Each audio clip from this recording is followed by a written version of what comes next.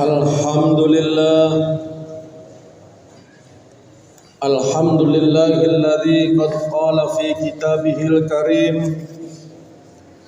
A'udzu billahi minasy syaithanir rajim Ya ayyuhalladzina amanu taqullaha wal tanzur nafsum ma qaddamat lighad wattaqullaha innallaha khabirum bima ta'malun أشهد أن لا إله إلا الله وحده لا شريك له وأشهد أن محمدا عبده ورسوله اللهم صل وسلم على أشرف الأنبياء والمرسلين سيدنا محمد وعلى آله وصحبه أجمعين أما بعد فيا عباد الله Usikum wa iyaya bitaqwallah faqad fazal muttaqun. Hadirin kaum muslimin rahimakumullah. Mengawali khutbah ini, khatib ingin menyampaikan pesan atau wasiat khususnya kepada diri pribadi khatib dan kepada kita sekalian. Marilah kita terus berupaya meningkatkan ketakwaan kita kepada Allah Subhanahu wa taala dengan kesungguh-sungguhan, dengan sebenar-benarnya takwa, dan usahakanlah kita mempertahankan ketakwaan kita ini hingga akhir hayat kita. Kaum muslimin rahimakumullah, hari-hari ini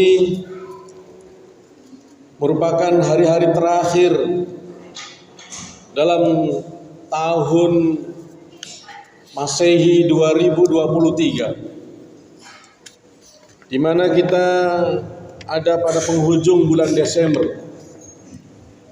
Tentunya meskipun umat Islam memiliki kalender tersendiri, namun sebagai umat Islam yang berdomisili di Indonesia, di mana kalender kita bangsa Indonesia pada umumnya juga menggunakan kalender Masehi, maka tentunya kita juga pada momen ini mari kita pergunakan sebaik-baiknya sebagai momen akhir tahun untuk bisa introspeksi diri kita, bisa introspeksi bagaimana kehidupan sosial kemasyarakatan kita. Sebagaimana ayat yang saya sampaikan di awal tadi ada di dalam surat Al-Hasyr ayat 18. Kata Allah, wahai orang-orang yang beriman, ittaqullah, bertakwalah kalian semuanya kepada Allah, wal tanzur nafsum ma qaddamat lighadin, dan hendaklah setiap diri kita itu memperhatikan apa-apa yang pernah kita perbuat di masa lalu. Kita introspeksi selama tahun 2023 ini, apa saja yang pernah kita lakukan, apakah amal kebaikan ataukah amal buruk kita. Lighadin, untuk apa? Untuk hari-hari esok, untuk masa depan kita. Agar apa? Agar tentu saja kita bisa memperbaiki diri kita dan kita bisa berubah, berganti tahun lagi. Tentunya harapan kita bisa berubah menjadi makin baik dan selalu makin baik. Wattaqullah, Allah pun kembali memerintahkan kita untuk bertakwa kepadanya. Innallaha khabirum bima ta'malun. Dan sesungguhnya Allah akan mengabarkan apa-apa yang pernah kita amalkan atau apa-apa yang pernah kita kerjakan. Kaum muslimin rahimakumullah, pada kesempatan kali ini kami ingin mengupas, merenungkan beberapa ayat dari surat Al-Hasyr ini. Tadi sudah didahului dengan ayat 18. Ayat berikutnya kata Allah, Wala takunu kalladzina nasullaha fa ansahum anfusahum ulaika humul fasikun. Dan janganlah kalian semua seperti orang-orang yang melupakan Allah. Maka ketika siapa saja yang melupakan Allah, maka Allah akan menjadikan mereka lupa pada diri mereka sendiri. Ulaika humul fasikun, dan mereka itulah gambaran orang-orang yang fasik atau yang berdosa kepada Allah. Kemudian ayat berikutnya, la yastawi ashabun nar wa ashabul jannah. Ashabul jannati humul faizun. Tentu saja tidaklah sama antara calon-calon penghuni neraka dengan calon-calon penghuni surga. Sahabat neraka dengan sahabat surga itu berbeda, kata Allah. Dan adapun ashabul jannati humul faizun, para sahabat-sahabat surga atau calon-calon penghuni surga, itulah mereka yang memperoleh kemenangan. Ketiga ayat ini sangatlah bagus untuk dijadikan bahan renungan buat kita semua. Karena pesan-pesan yang terkandung di dalamnya sungguh sangat padat, sungguh sangat luas, dan bisa diharapkan untuk memperbaiki diri kita masing-masing. Dari ayat 18 itu Allah pertama kali mengundang kita sebagai orang-orang beriman, kemudian langsung menyuruh bertakwa. Ittaqullah. Kemudian setelah itu Allah mengharapkan kita untuk introspeksi diri terus menerus setiap saat, lebih-lebih setiap pergantian waktu. Dan kemudian pesan berikutnya ditekankan lagi, wattaqullah, dan bertakwalah kepada Allah. Innallaha khabirum bima ta'malun, karena Allah akan mengabarkan apa yang pernah kita kerjakan. Dari ayat ini sangat jelas bahwa bekal yang terbaik di dalam kita menjalani kehidupan ini, dari kapanpun, dimanapun, sampai kapanpun, dalam kondisi apapun, maka bekal yang terbaik adalah ittaqullah, bertakwa kepada Allah Subhanahu wa ta'ala. Itulah sebabnya introspeksi yang kita lakukan, hendaklah kita mengingat-ingat kembali, merenung-renungkan kembali apa saja sikap kita, perilaku kita selama ini yang tidak menunjukkan ketakwaan kepada Allah.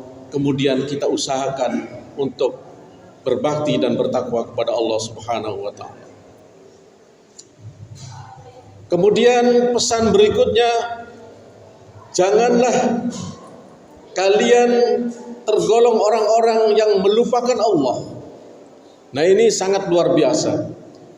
Tentunya untuk menjadi seorang yang bertakwa al-muttaqin, di antara syaratnya adalah kita tidak boleh melupakan Allah.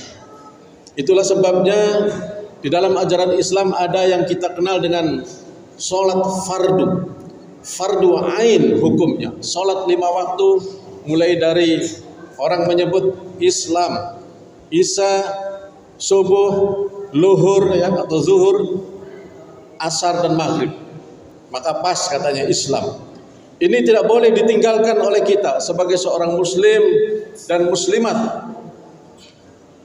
Bagi siapa? Bagi kita yang sudah akil balik, yang sudah cukup usia, yang sudah paham, sudah bisa mengerti mana yang baik dan mana yang buruk.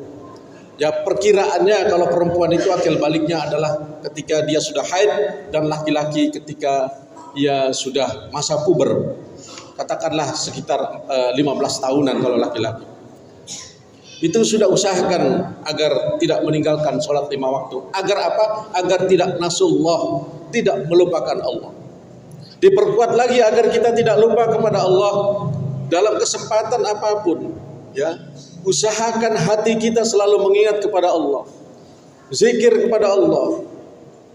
Boleh zikir itu ya, ada suaranya. Boleh juga zikir khafi atau pelan-pelan zikirnya. Boleh juga zikrul qalbi, zikir dalam hati. Yang penting kita ingat kepada Allah. Sebab rawan sekali ketika kita melupakan Allah, maka dalam pandangan Allah orang itu sudah melupakan diri mereka sendiri. Hadirin kaum muslimin rahimakumullah. Berbicara mengenai takwa ini, itu di dalam Al-Quran kurang lebih 250 kali disebut. Artinya menunjukkan betapa pentingnya ketakwaan ini untuk kita semua. Dan kalau kita melihat akar kata takwa itu adalah merupakan masdar dari kata ittaqa yattaqi, yang memiliki arti menjaga diri dari hal-hal yang membahayakan. Beberapa ulama menafsirkan bahwa takwa ini memiliki dua dimensi sekaligus, dimensi individual dan dimensi sosial. Kenapa disebut dimensi individual? Karena ketakwaan ini, sikap takwa ini diharapkan bisa memperbaiki kita sendiri, perbuatan kita, perilaku kita, hati kita. Unsur-unsur yang ada di dalam diri kita, apakah unsur yang berkaitan dengan pemikiran kita, hati kita maupun perilaku kita, itu diharapkan kita jaga dengan sebaik-baiknya. Jangan sampai kita memiliki pemikiran yang sesat, yang kemudian bertentangan dengan apa-apa yang telah Allah sampaikan di dalam kitab suci-Nya, di dalam juga wahyu Allah yang disampaikan kepada nabinya yang berupa hadis-hadis Rasulullah sallallahu alaihi wasallam. In huwa illa wahyu yuha. Karena apa yang disampaikan oleh Nabi berupa hadis, berupa as-sunnah, itu juga merupakan wahyu dari Allah Subhanahu wa taala. Itulah sebabnya sikap seorang muslim yang pertama, agar tidak salah pemikirannya, harus memahami apa yang ditinggalkan oleh Rasulullah, yakni Al-Quran dan sunnah-sunnah. Kemudian dimensi sosial, karena takwa ini juga bukan hanya memperbaiki diri kita pribadi atau individual, tetapi juga diharapkan bisa memperbaiki tatanan sosial kehidupan kemasyarakatan kita yang ada. Ada di dalam surat Al-Hujurat, ayat ini sudah sangat populer. Mungkin di antara kita juga sudah ada yang hafal. Kata Allah, Ya ayuhan nasu inna khalaqnakum min dzakarin wa unsa wa ja'alnakum syu'uban wa qabaila lita'arafu inna akramakum indallahi atqakum innallaha alimun khabir. Al-Hujurat ayat 13. Kata Allah, wahai umat manusia. Bayangkan kalau tadi ya ayyuhalladzina amanu dikhususkan untuk pribadi-pribadi orang-orang beriman. Sekarang Allah memerintahkan, Allah menyampaikan kepada seluruh umat manusia, wahai manusia, inna khalaqnakum, sesungguhnya kami menciptakan kalian semua dari dua jenis, yakni jenis laki-laki dan jenis perempuan, dan menjadikan kamu semua syu'uban wa qabaila, berbangsa-bangsa, bersuku-suku, lita'arafu, supaya kalian saling mengenal satu sama lain, saling berbuat baik satu sama lain, saling menjaga hubungan hablum minanas, hubungan sosial satu sama lain. Inna akramakum indallahi atqakum. Pesan berikutnya adalah, kata Allah, sesungguhnya orang yang paling mulia di antara kalian adalah, ya, dalam pandangan Allah adalah siapa yang paling bertakwa. Jadi bukan karena kekayaannya, bukan, kemuliaan dalam pandangan Allah itu bukan karena itunya, bukan karena tingginya jabatan, bukan karena banyaknya titel, tapi karena ketakwaannya. Ini maksudnya bukan berarti yang tinggi jabatannya, yang kaya tidak bisa bertakwa. Dia bisa bertakwa, dia bisa mulia, maksud saya, dalam pandangan Allah kalau dia mau bertakwa juga. Bahkan insya Allah kalau yang tinggi jabatannya, kaya uangnya, ya, hebat kehormatannya dalam pandangan manusia, ketika bertakwa mereka takwanya bisa lebih dari orang-orang biasa seperti kita. Karena orang kaya sekali bertakwa, dia akan menggunakan kekayaannya di jalan Allah. Para penguasa, para pejabat tinggi ketika bertakwa ia akan menggunakan jabatannya di jalan Allah. Kebijakannya itu melihat benar enggak saya mengambil keputusan seperti ini sesuai enggak dengan perintah Allah. Itulah sisi hebatnya ketika ada orang-orang yang kaya, yang pejabat tinggi kemudian bertakwa kepada Allah Subhanahu wa taala. Innallaha alimun khabir. Dan sesungguhnya Allah itu maha mengetahui dan maha teliti atau maha mengabarkan. Hadirin kaum muslimin rahimakumullah. Inilah beberapa ayat dari surat Al-Hasyr yang insya Allah sangat bagus untuk kita jadikan pedoman agar nanti memasuki tahun 2024 Masehi kita makin memperbaiki diri pribadi kita secara individual, dan kita juga bisa memperbaiki tatanan sosial kehidupan kemasyarakatan di sekitar kita. Barakallahu li wa lakum fil Qur'anil azim wa nafa'ani wa iyyakum bima fihi minal ayati wa dzikril hakim wa taqabbal minni wa minkum tilawatahu innahu huwas samiul basir.